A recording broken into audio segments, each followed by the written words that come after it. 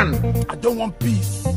I want problems always. Grand bi naka mu baay. naka waar baay. Nice. Cool. Ngi tolloo. sant baay. waa grand bi man de gaañ sama mag bu jigéen bi moo ma jox 1 million. mu ne naa ko xoolal ki gën a jantal ci koñ bi ma jox ko 1 million. pour mu ñëw ñaan si ko mais nag man dama wër koñ bi ba sonn koñ bi bàyyi gisuma fi kenn ku jantal quoi. yow teraa loolu xam ne ko soxor nga yow barke alxuraanu karim maa ngi nii dama jantal li jantal lay wër jantal bàyyi nii xanaa xooloo ma dama jantal laa la wax xanaa lu woon yow gis naa la de gisoo bu baax gis naa la kay waaw gaan kon nag jox ma ko waaw léegi moom tamit dafa bëgg koo xam ne suy dox day dox bi jantal quoi xaaral ma may la dox bu jantal nga xool ma xool déggoo ma de That is all. Who is this man? 70 years old man. gaan dama jantal lu ko ma dama pare xool nga bu baax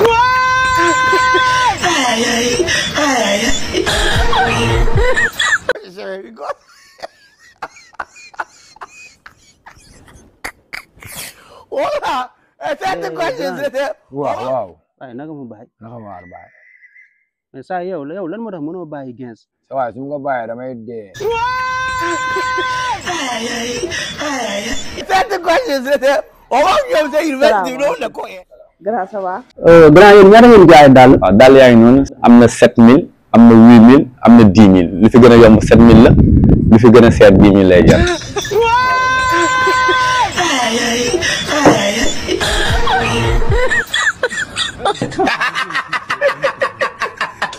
Grâce sa daal rafet na de. Yow xanaa yàggoo leen Kër Massar. ok am nañu fi ay presque 1 an yaa ngi biir Parisien Choose. Ah bon? ah bon oui Samba yaa ngi noonu Samba yi nii qualité bu baax bi la 7000 francs kese lañ koy jaay. Sa daal yi moom rafet na. aussi am nañ New Blend si midi la gisoo.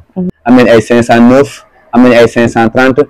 même bi 8000 francs rek ngeen la koy jaay aussi. waaw bii de rafet na. ba léegi vans yu génn bi sunu school yi la vans sunu school yi bi moo génn bees même bi 8000 francs kese lañ la koy jaay toi aussi vans baa ngi noonu. am nañu aussi ay New Blend ah. waaw kon yow sa daal yi nga wax yëpp dafa rafet. te nga maa tànnal 10 paires. 10 lan boobu am na xel wóoruma lu dul benn 7000 francs mu naan 10 grand yi est-ce que doo ma joxaale seen numéro yi pour su ma bëggee ay daal. waaw numéro bàyyi noonu 78 la 714 94 94 boobu moo nekk numéro WhatsApp moo nekk numéro appel bi aussi.